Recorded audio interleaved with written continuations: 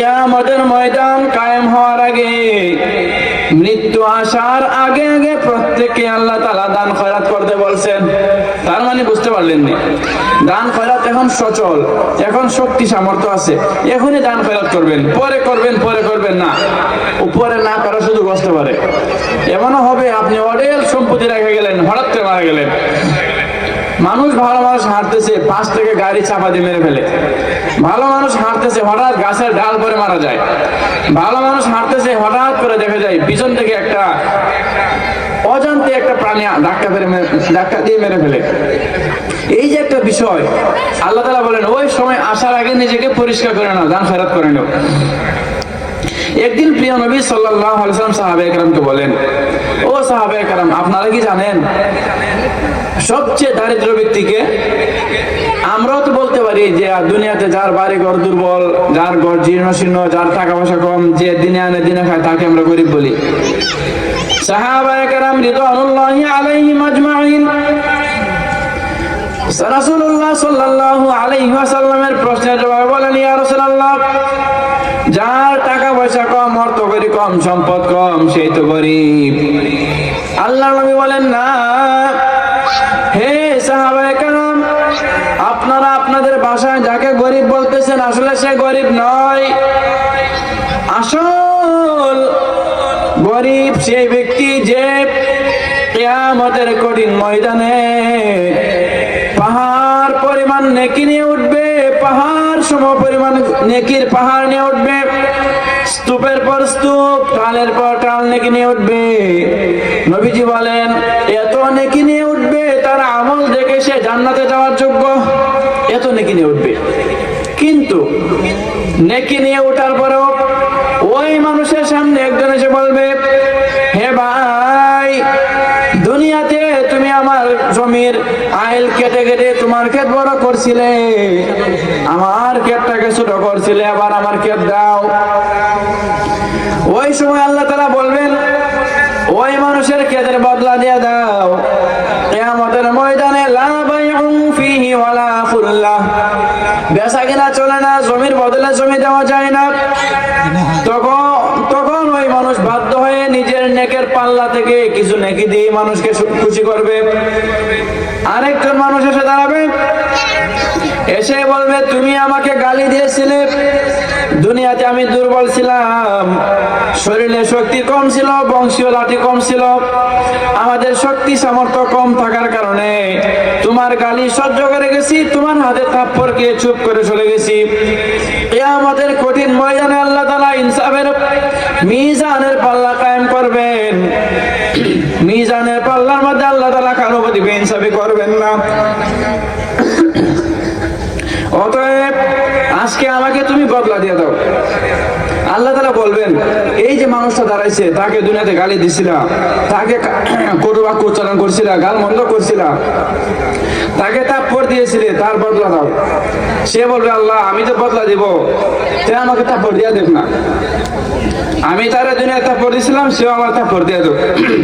আল্লাহ বলবেন যে না, কিয়ামতের মাঠে থাপ্পড়ের বদলা থাপ্পড় চলবে না। একটা জিনিস খেয়াল করেন, যদি দুনিয়াতে কোনো গরু, একটা গরু আরেকটা গরুকে শিং দিয়ে গুতা দিছে, যেহেতু গরুর জন্য জান্নাত জাহান্নাম নাই, সেহেতু হাসরের মাঠে ওই গরুকে মাজলুম গরুটা শিং দিয়ে গুতা দিবে, বিচার শেষ। কিন্তু মানুষের ব্যাপারে, মানুষের বেলায় বিষয়টা ভিন্ন রকম। মানুষের বেলায় এরকম হবে যে গালি দিয়েছিলেন, তো হাসরের মাঠে গালির বদলা গালি দেওয়া যাবে না, গালির বদলা আপনার নেকি দেওয়া হবে। কারোর ক্ষেতের জমি কাটছিলেন, তো জমি নেওয়া হবে না, নেকি নেওয়া হবে।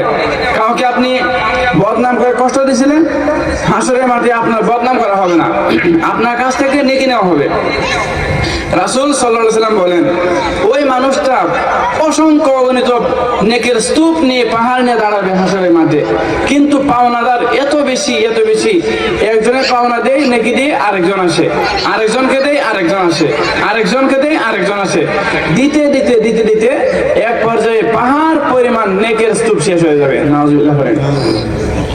চিন্তা করছেন, এত নেকি নিয়ে উঠছিল যে নেকির কারণে সে জান্নাতে যাওয়ার যোগ্য ছিল, কিন্তু পাওনাদার এত বেশি, পাওনাদারের পাওনা দিতে দিতে নিজের আর কিছু নাই, অথচ পাওনাদার বাকি আছে। কথাই বুঝতে পারতেছে? হাদিস শরীফে রাসূলুল্লাহ সাল্লাল্লাহু আলাইহি ওয়াসাল্লাম বলেন, যে ব্যক্তি দান করার সময় জোড়া জোড়া দান করে, তাহার মৃত্যুর পর আল্লাহ পাক রব্বুল আলামিন জান্নাতের 8টা দরজা খুলে দেন। সুবহানাল্লাহ। তাহলে জোড়া জোড়া দান করলে আল্লাহ তাআলা জান্নাতের 8টা দরজা খুলে দিবেন। প্রিয় হাজিরিন, এই জন্য যারা দান করবেন প্রত্যেকেই নিজের সবচেয়ে পছন্দের জিনিসগুলো থেকে দান করবেন। আল্লাহ পাক রব্বুল আলামিন অন্য আয়াতে বলেন, যারা দান খয়রাত এখনো করে না, অপেক্ষা করে যে পরে করব, মৃত্যুর সময় করব, মরার আগে করব, আল্লাহ তাআলা বলেন যে না, তোমার যে কতদিন মৃত্যুর সময় বাকি আছে তুমি তো বলতে পারো না। মৃত্যুর সময় আসার আগে আল্লাহ তাআলা বলেন, দান খয়রাত করে দাও তোমার সময় ফুরিয়ে যাওয়ার আগেই। আল্লাহ তাআলা বলেন, ইয়া আইয়ুহাল্লাযীনা আমানু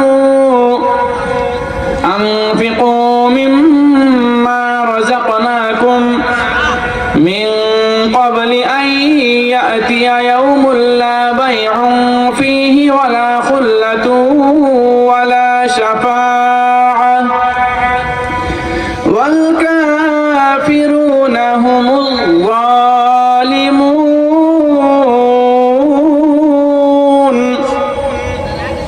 মহান আল্লাহ তাআলা বলেন, ইয়া আইয়ুহাল্লাযীনা আমানু, হে ঈমানদারগণ, আনফিকু, তোমরা খরচ করো, ব্যয় করো, মিম্মা রাযাকনাহুম, আমি আল্লাহ তোমাদেরকে যে রিজিক দান করছি সেই রিজিক থেকে,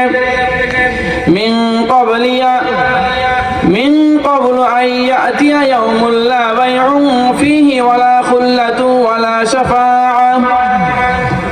মহান আল্লাহ তাআলা বলেন, ওই দিন আসার আগে তোমরা আমি আল্লাহর জন্য, আমি আল্লাহর রাস্তায় খরচ করো, যেই দিনে লা বাইউন ফীহি ওয়ালা খুল্লাহ, ওই দিন যেই দিন ব্যবসা বাণিজ্য চলে না, যেই দিন টাকা পয়সার লেনদেন চলে না, যেই দিন লেনা দেনা চলে না।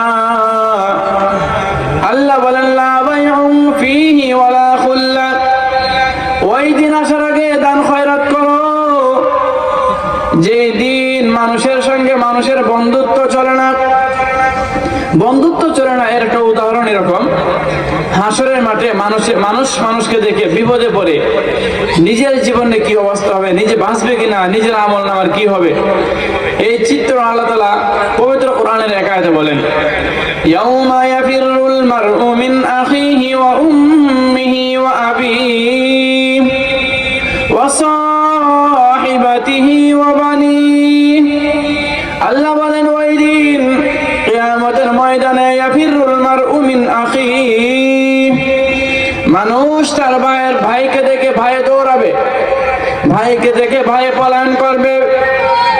মিন আখিহি ওয়া উম্মিহি ওয়া আবিহি, দুনিয়াতে সন্তান যে মায়ের মুখ না দেখলে ভালো লাগতো না, দুনিয়াতে সন্তান যে মায়ের চেহারা না দেখলে নিজের মধ্যে শান্তি লাগতো না, দুনিয়াতে যে সন্তান মায়ের আঁচলে নিজের চেহারা না মুছলে শান্তি লাগে না, ওই সন্তান পর্যন্ত হাসরের কঠিন ভয়াবহ পরিস্থিতির মধ্যে পড়ে নিজের মাকে দেখলে পলায়ন করবে, মায়ের পরিচয় দিবে না। আবার যেই মা তার সন্তানকে দেখে নিজের নয়ন জোড়াইতো, কলিজা শীতল করত, ওই মা হাসরের ময়দানে সন্তানকে দেখে মা নিজে সন্তানের পরিচয় দিবে না। এরপর মানে হলো হাসরের এই বিভীষিকাময় মুহূর্তে কে কিভাবে বাঁচবে, কার জীবন কেমনে চলবে, এই দৃশ্যটা সবার সামনে থাকবে। তাই তো বাবা ছেলেকে চিনবে না, ছেলেকে বাবাকে চিনবে না, মা সন্তানকে চিনবে না, সন্তান মাকে পরিচয় দিবে না, ভাই ভাইয়ের পরিচয় দিবে না, ভাই ভাইয়ের পরিচয় নিবে না। আল্লাহ তাআলা বলেন, লা বাইউন ফীহি